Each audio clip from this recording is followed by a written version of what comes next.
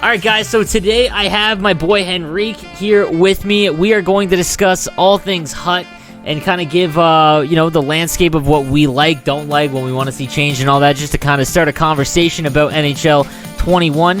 And, what's going on, Henreek? Thank you for joining me today.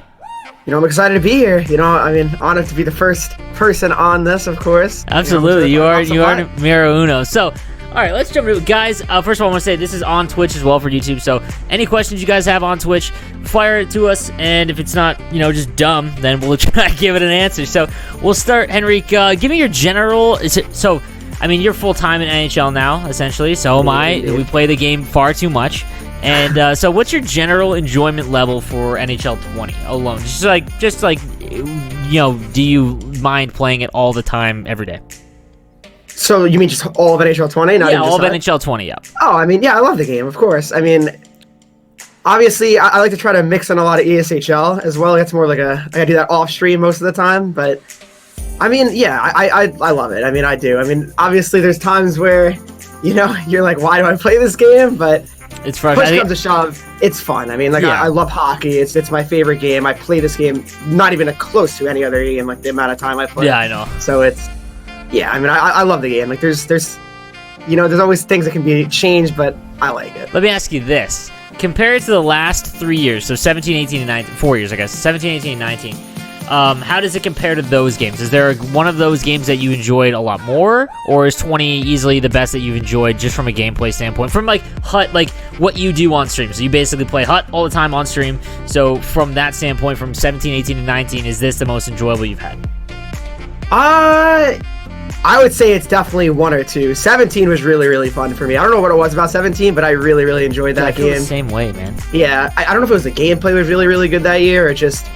We had no defensive skill stick in 17, was there? No. I don't think so. I don't think there was a defensive skill stick. I remember, I don't know if that was the first year I streamed. I don't know. We could still do giveaways then, can we?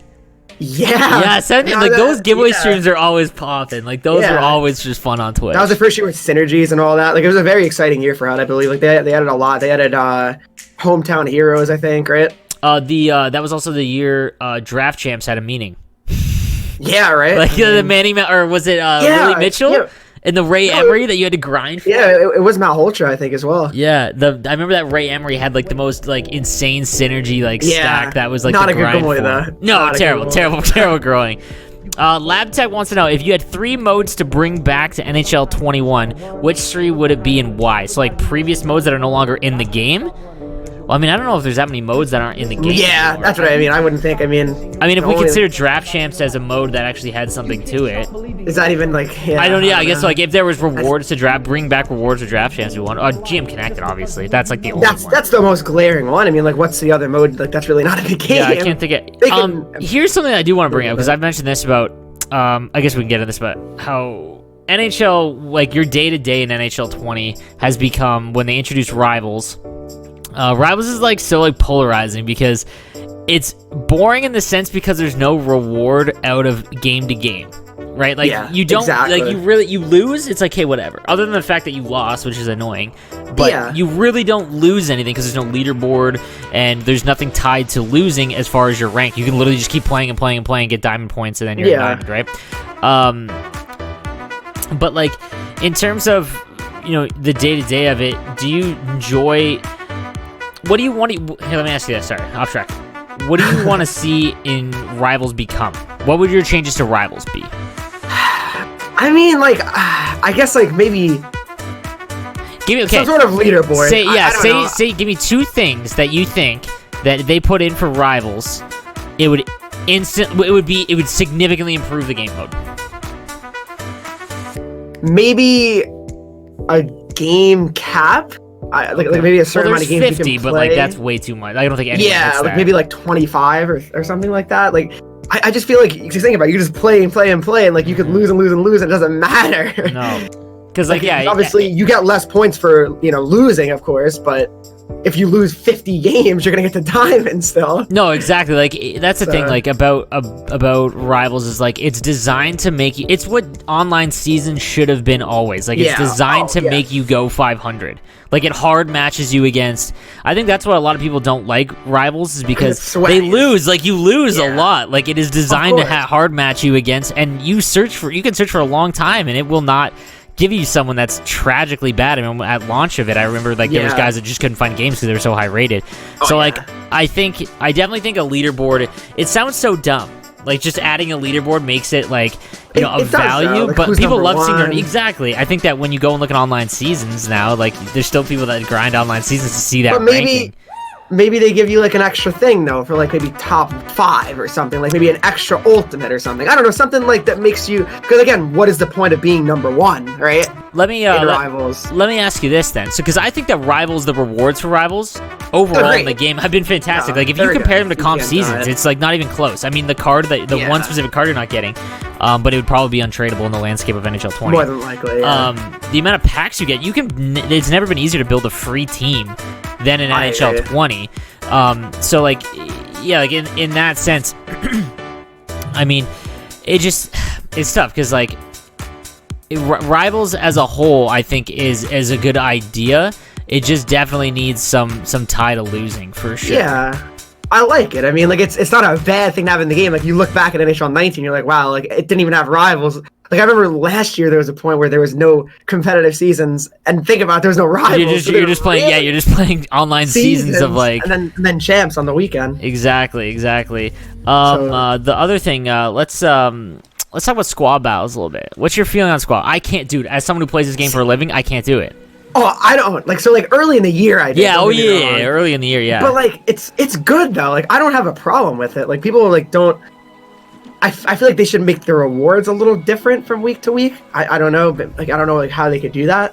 Maybe like later in the year, like now. Like I feel like they could maybe add an extra pack or something. Yeah, like I'm all about them adding cosmetic things that signify you doing really well in a game. Yeah. So like say you get Diamond Rivals, but so Diamond Rivals is kind of like there should be one where there's like a top 100. Again, that comes back to the leaderboard thing. But let's take squad battles because there's people that grind squad battles all the time. Every week you see the same I hate the RNG in it though.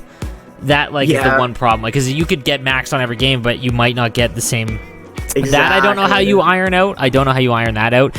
But getting like either a jersey of some kind, or I miss in Hut when you would win Div 1 or something in the playoffs and you would have like a banner. Like that would just cause so much dodging. Yep. But like it's just like those little things would be sick. I think dodging. Let's discuss that. Like, do you think that hard like not allowing backouts once it starts would be detrimental? The easiest way to fix it, like I think it is the simplest thing to do, is just make it where you search for your region and that's it. You're never gonna have an issue with ping, and then that's it. You're in. You can't. I agree. I think that would definitely be the region locking the servers. I mean, dude, I don't know if you saw on Twitter. I just bought a Nighthawk, so now I can do that. But like, I just spent $300 to get that router. Like, I didn't really know like what the perks were to that. So so it has something called geo filtering, and it's literally made for NHL.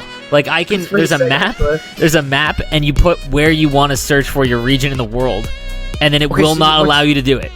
So what's your ping gonna be? Like you just automatically will connect to east server.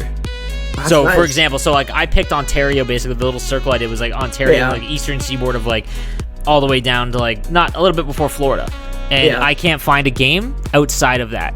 Now, obviously, it's gonna take longer to find games, but like that's what the router does. It's amazing. It's insane. But again, it's super expensive.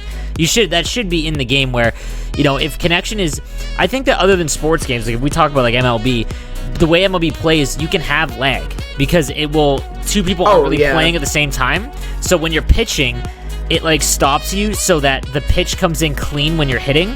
But when you're pitching, it like has a little slower if there's lag or whatever. But it really doesn't impact gameplay.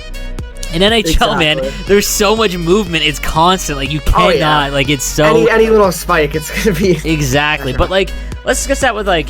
I'm just going all over the place now, but that's fine. It doesn't matter. Like with like Hut champs. So, do you think? Are you one of the people that think that EU should have separate Hut champs?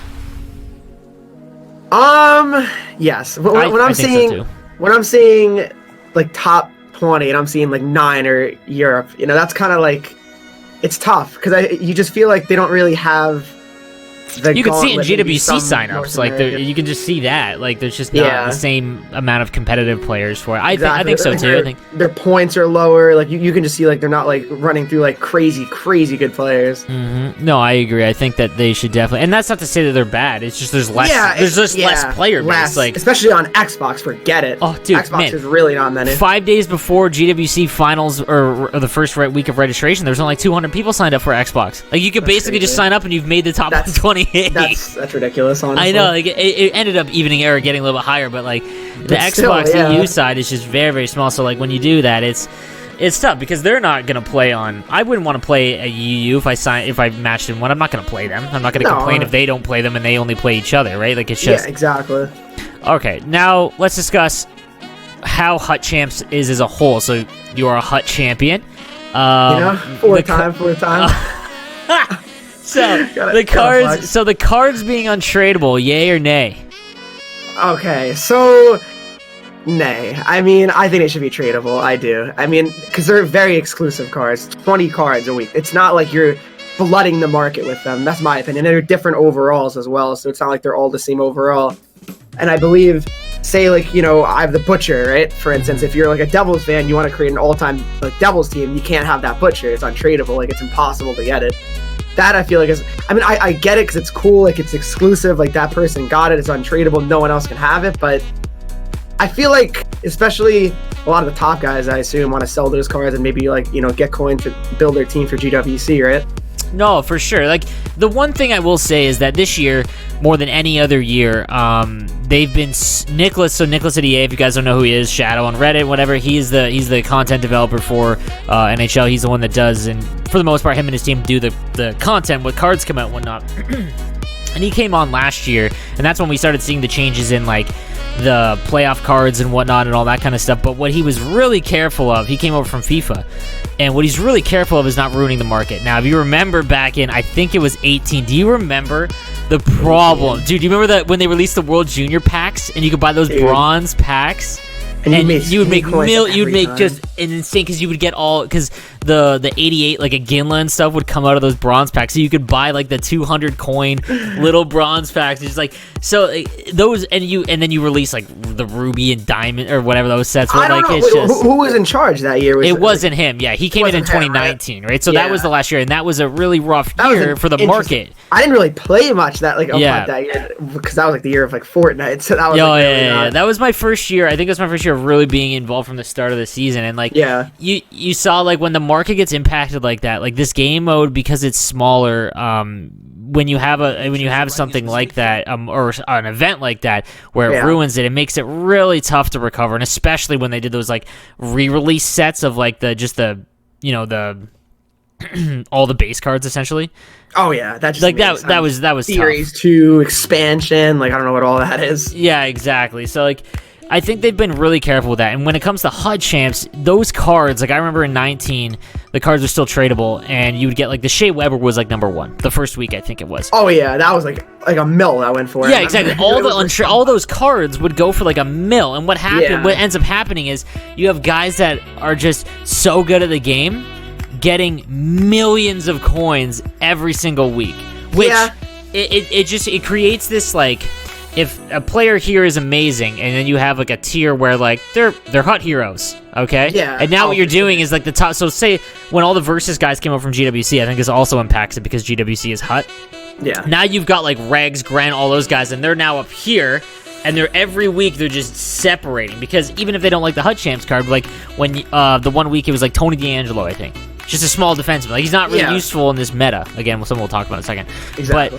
But it's just like you could sell that for like a mill or 900K or whatever. Now you just go buy line A. So like that's the thing you got to be careful of, because now they have this tournament that's like 60 grand goes to first place. So you're giving those guys that get top 5 or top 10 an extreme advantage, and I think that's what they really focus on to be careful of, which I understand, but it's tough. I think that they need to, if you're going to give out you can't have a competitive mode, and if it's going to be untradeable, the cards have to be worth it.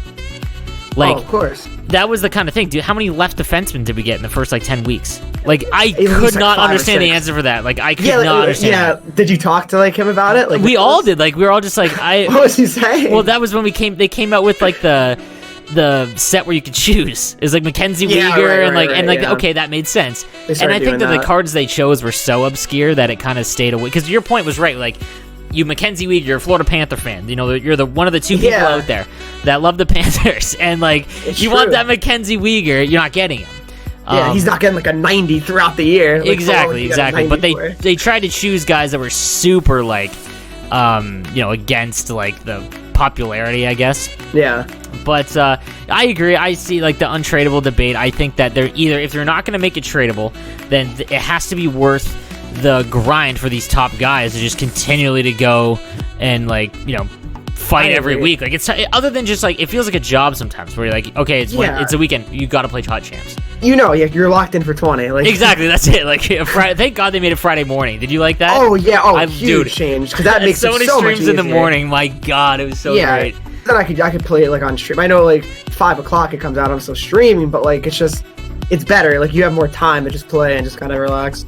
Let's talk some cards specifically. Give me if you don't mind, I was gonna actually add one more thing about Hut Champs. Yeah, I have another idea. Like, so if you don't want to make the cards tradable, right? What if you gave? I know they used to do this. Like, gave at least like a coin bonus, like 50K for top 5, 100K, something like that.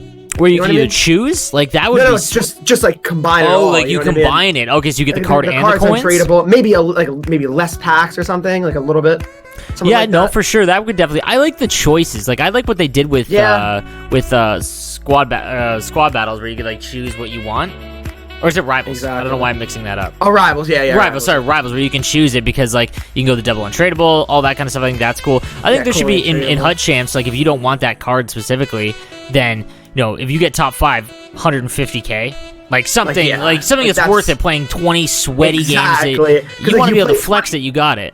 Yeah, you get the card, that's great, but if you pull absolutely nothing, you get 10K back of those packs. You're like, wait, what was that really exactly. worth? I don't like the card, and I got nothing in packs. Yeah, exactly. All right, let's discuss this. So, give me your favorite card that you've used this year. It could be at the beginning of the year that you just stand out. One thing I'll say before you answer is that when you have a stacked team from the beginning of the year all the way through, you don't enjoy or notice the differences in cards that are like your favorites, because everyone will come in the stream and be like, oh, how is this like, how's that Taylor Hall? I'm like, well, man, he doesn't really feel much different than all the other 95s I have on my team, right? But give me your card that you've noticed, or the period of time when you noticed a card that was like your favorite. So this is going to be probably a funny card you wouldn't expect. He's not really the highest rated, but I've had him on my team for a long time, since like November, I think. Forget what that exactly was. The Moritz Sider Master card. I love it so much. Dude, that's a great card. 100%. Yeah. Like that was when that card came out, that was like almost an endgame card from the start, just based on max size. Speed, good defensive stats. I mean, his shot's not bad. Like, it's good synergies. Mine is actually the first week of the season. This is definitely more obscure than what yours is. First week of the season, when all the base cards are out, we ripped 1,000 packs, and like we all had like we had the little full icon team essentially, but you know what I mean? It's like, dude, the 90 Master Set Darlene was the was the one card that I noticed because of base overalls being so low. Yeah, it was just so fast. Like every time I had Darlene, it was like, okay, I know that it's him. Like I could not even have to know.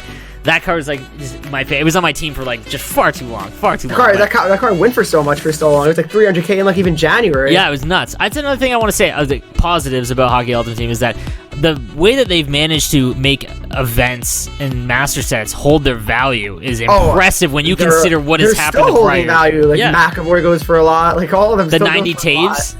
Like that goes for like 300K probably still. Exactly. It's nuts when you consider like you saw it like in the first, so when the classic sets came out, Darlene dropped like 220 right before it was about to end, because that's what happens. Everyone has the card. Okay, there's going to be better cards that are about to come out, and then they just kept the overalls at 90, and that card went way back up, and it was just like one of the worst. I think that was one of the best changes that they've done to try and keep the overalls. I think that the one thing we talk about overalls. In terms of, so I've mentioned this a couple times, I mentioned on Twitter, made a video about it, is that I really think that skating builds would address all of the problems when they scale Hut, because the problem that we keep running into in Hockey Ultimate Team every single year is game comes out, everyone enjoys it, or there's a minor glitch or whatever, like a wrap that goes in, but like everyone for the most part enjoys it because in the summertime or leading up to it, they develop the game to play like versus. Right? Exactly. And they iron it all out. They think they've got the best product. The beta comes out. Usually everyone loves the beta.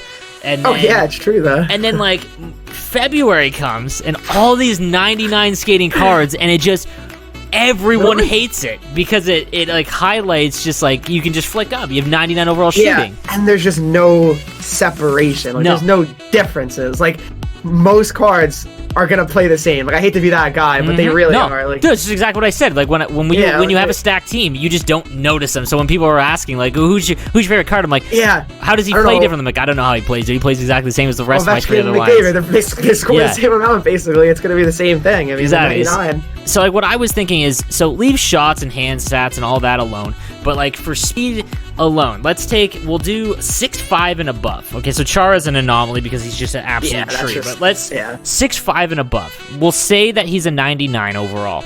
So he can have, let's say, 95 speed. Because I think a lot of people don't realize what speed is. Speed is top end. So it takes in your acceleration, everything like that. It's what you get to. It's what he can actually get to. Yeah. Right? So you can have big guys that are fast in the NHL. It just takes them, 3 minutes to get up to speed. So so at 99, cap their acceleration at, let's say, 85, 84.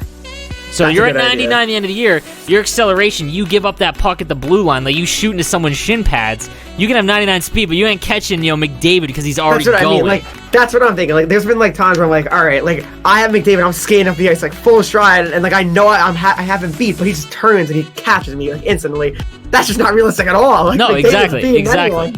I think that, and then what you could do with so to make, the main problem with 20 that's highlighted more than any other game is that I've always not really cared about size in 20 cards. Like, leading all the way up until, like, and then, like, 19, it was like, hey, if you don't have a big player, you're gonna get bumped off the puck, especially with how bumps got exploded onto the end of last year. Oh, yeah. Like, that just became an absolute mess, but in this game, you literally, I do, like, card reviews every single week, you literally cannot use a forward that's under 6 foot. No, because like you lose the puck, you just lose it. Like you get anywhere near that Chara on the blue line, forget it, and that's it. You're either not getting in the zone, or you literally have to pass back and just completely avoid that side of the ice. So if you make their agility on the big boys, so 6'5" and above again, 95 speed, 85 acceleration, agility 81. So that when you're in the zone and you're trying to defend, so say you're cycling around, you've got someone like a Goudreau. I use this as an example. So Goudreau, very good skater, very small. He can have 99 agility because he's small. Okay, that makes the build differently. So now when he's in the zone, he can get bumped off the puck very easily. But if you go and time that wrong, he can cut left, right, and all around so much faster that like it gives him value. Right? Yeah, like, it just gives him value. It does kind of just suck that like I feel like I can't use a certain player because of that. Exactly, and I think that it shouldn't feel that way. It's the problem. So like in MLB, every card has like the specific stats that are individual. Again, you can't compare them because it's two different sports. Oh, but of course, like every card, if he's a 90 overall, right? He might suck against left-handed pitchers, but he's got amazing against righties. So now he's like got value. No matter what, he's got value. Yeah. In NHL, when they scale throughout the year, it's like everything just goes up and up and up and up and up and up. And now you're at a point where there's a cap. 99 is a cap. If you're not going above 99, eventually everything gets to 99, and then that's it. Like, so you need to avoid that. That's why I think at launch, Hut plays pretty well, man. Like when you get those special cards, when you get that huge pull, when you get that Darlene second week of the season, you know that for a little while you're gonna be able to just wheel from the back end all over the place, and you're gonna know it's the best card on your team. It's gonna be the best card usually in the game. Exactly. So Epic Skilly said Hut should play like Versus, and 100% I agree. The problem is that you can't have Hockey Ultimate Team and release content throughout the year that is and have it all be the same overall. Exactly. Because you imagine, so let's say they want to keep it like Versus the whole year. Can you imagine that in like January they release an 89 overall card? Like no one's gonna care. Like you can't market that. Like you know what I mean? It's still a business. You can't like market that. So there has to be excitement and whatnot. Let's that brings me to a good another idea. I don't know how long you have. I don't care. I mean, I'm here. Because it's actually pretty good. This went way better than I thought it would. What did you feel about Team of the Year this season? Team of the Year season? Yeah, so like, how did you like the way that they did it this year as opposed to the every single year the last 5 years? I wasn't too thrilled with it. Like, I liked how they used to do it, the community, the defensive, offensive. I don't know. I like that probably more, I'm going to be honest. Okay, so I more agree. cards, more opportunities for different like players to get like cards. I don't know. No, I feel you. So you actually you're someone who likes like the fact that they were just like a ton of them. Yeah, because I feel like once you get to this point of the year, just give me everything. Like I don't know. Like, Okay. Like I feel like because most of them still hold value. I believe NHL 19 they did it pretty well. I thought at least it was a lot. Yeah, I can see that. It was a lot, but yeah, I enjoy that. I think that the flaw with Team of the Year is that there were so few. Yeah, And, that's like, a good. It was point, like exactly. one There's line, right? Like maybe even make yeah. it 2 lines. Like I don't know, but those cards had a ton of value. That's Like, true. Yeah, they're the best which was cards. cool because they were the Still best of the are. year. So like that's that part of it was cool, but yeah, it's definitely a big shock that like the NHL community does not like change. That's one thing I've noticed with the new regime taking over is that they love throwing the curveballs in. Like they love like icon collectibles, like and then not you know what I mean, like just all sorts of different ways to just make it so that okay, we know that Team of the Year is coming, so this is how we're gonna do it this year, just to, like to mess them all up 2 months in advance, which I kind of like, but like it was cool, but like I don't like how like the fact you just didn't know like, what was happening. I feel like they didn't clarify enough like what was going on about the Team of the Year, like the voting. it seemed like it just came out of nowhere. Yeah, like no one had any idea. Like I literally just took a gamble. Someone in my Discord said, "Oh, I saw the leaked Team of the Year. Burns is on," and I just bought Burns just like just impulse, like hoping for the best, and it like ended up actually being the Team of the Year. Like no one knew anything. Like it was all just like, you know, like no one knew what was happening. That's what I didn't like about it. Like everyone was like throughout the week saying, you know, do I take these like how and there was You know, I love the that's a good risk. one. Let me ask you this: how do you feel about like do you like more or would you like less of the events that tie into the real NHL? So like how about the fantasy cards? Love the fantasy cards. Same. See, like, and again, I'm going to be the unpopular opinion. I liked Evo cards as well, but not a million of them. Yeah, I wasn't a big fan of Evo cards. Okay, but I can understand. I love anything that they do. When they did that All-Star one last year, it was the first time I watched the All-Star game in, I don't know, a decade. Like, I sat there and I remember watching to see if Seth Jones would win the hardest shot. Because, like, that one was, like, the most important because you have a defenseman with 99 shooting. Like, I think that those events were really well done. It sucks to see, like, you know, because of what happened this year, we have no idea what plans fell through, right? Like, we have no idea. Who knows? Maybe it would have been, like, certain amount of, like, no one knows. I mean, what do you think they would do if like, the playoffs came back in July? Like, would they have the playoff event? Like, what do you think? I guess, like, I don't know. I mean, like, because I know that, like, I think, like, in August is when they set all their stuff for NHL 20 or 21 would be when... Karch just asked, how do I get my team to run the breakout plays like 3 high or strong side slant? Well, the best way to do strong side slant is to set your guys on leave zone early, go behind the net, and slap it up the boards. That's how you run that play. But is there anyone else here? Fantasy or Evo? Fantasy or Evo? What would you like more? Probably Evo, to be honest. Really? Yeah. Did you like it? Okay. Fantasy's so like Hall could be racking up points, but he's not getting goals. He's never going to be upgraded. I think that was like the risk in it, though. I think they loved James Neal. I think they loved that. Like, dude, like that was awesome. Like he just exploded. And for 50K, you profited so much. Dude, my favorite card actually. So the Darlene was like at the time of it. The Brady Tkachuk has been my favorite card this whole year. That's a card. I think because it's so rare. It's so rare that I love just flexing that I have it. And B, it's just 6'3" and he's 99. Everything is just fantastic. Oh yeah. Took forever a lot though. Of people wish they had that. Dude, it took forever, man. I remember dropping like 700,000 coins 30 minutes before leaders came out. How many goals did it take? I don't even remember. It wasn't that many, but at the time you don't have that much coins just because there wasn't a lot of cards coming out. So unless you again, a lot of money you dropped on the game. Exactly, right? So I remember 30 minutes before launch of leaders, I was like, okay, I'll drop 700K and make this untradeable Brady Tkachuk. Yeah, I did that, then leaders came out and I was like, no, because I couldn't use him on my stacked team for like 2 months, essentially. He didn't score. Like 84 overall or something? He was stuck at like 84 for like a month, I think. Like it was... really heated up. It was terrible. I like that event. I don't know how they would do it with like points. Because like then you're getting scary, like because you have to guess how many points they're gonna have, right? You can't. Yeah, what are you talking about? Like 60 overall or something? 50. Yeah, overall, exactly. So 40 even. What it would be like that would be.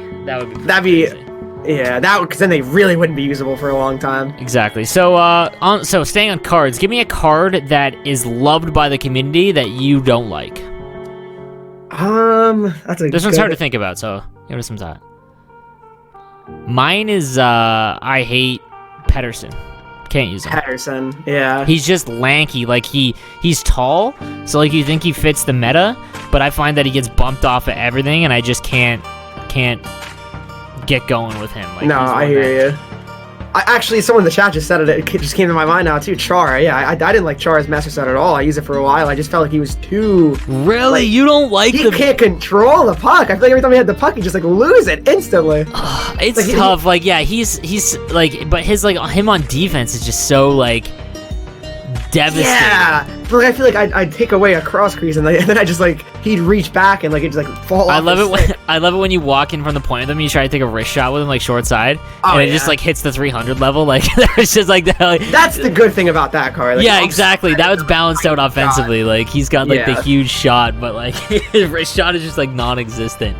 What do you? Okay, so this year's meta changed. I feel like more than any other game. Like from NHL, like so I feel like there's less and less short side wristers this year, and it's all like one timers, and like you just have all giant guys. Like, do you enjoy this meta, or is there like one prior game that you liked how everyone played and how the game played?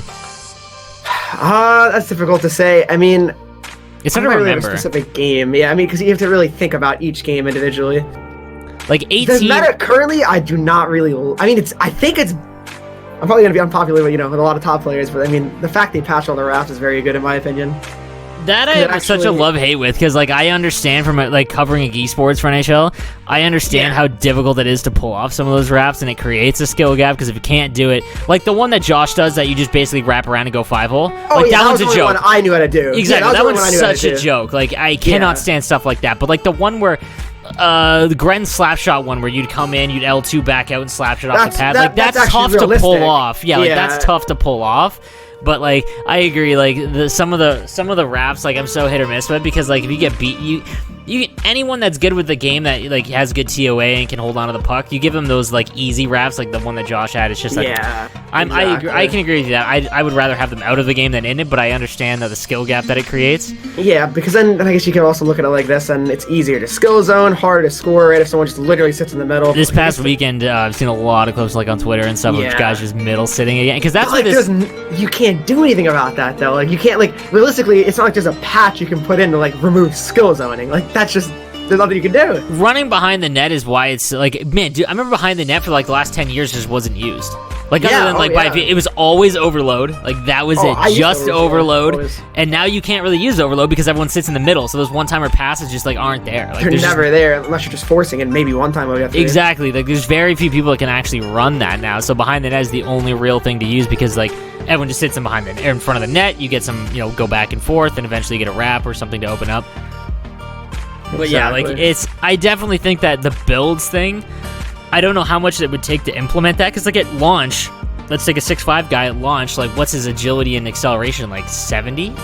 Yeah, I think it should. You know what I mean? Like that's what I'm saying. Like it just shouldn't be like the fact that like, oh, this guy, he's good. What's his height? Like that's the thing. Like when I pull a card in a HUD, I don't really know who they are. Maybe like it's like you look at their you look at their. Yeah, I'm like, wait, how tall is he? Like that's what I'm looking at. Like that shouldn't be. I feel like, like it shouldn't be like I should be looking at shot. I should be looking at his speed. Exactly. Skills he just brought up. How about cards going up in overall as they play in real life weekly can rise and drop? The problem with that, man, is that you need to do dynamic ratings like what MLB has. You need a significant amount of people like on that team every single week. Like that I don't know if there'll ever be a place to do that, because you're thinking like there's 700 NHL players every week. That's it. They're tracking every single week. Like it's just MLB has a giant team for that, and that's why that mode is doing so well. Like that, small things like that, or not small things, but like things like that make live streams so amazing. Like, it'd be great if they could do it. Like I mean, like of course that'd be probably better than what they do, right? Like exactly, for sure. They had the resources, right? Exactly, if they had the resources for it, but then like it's just so tough, because like.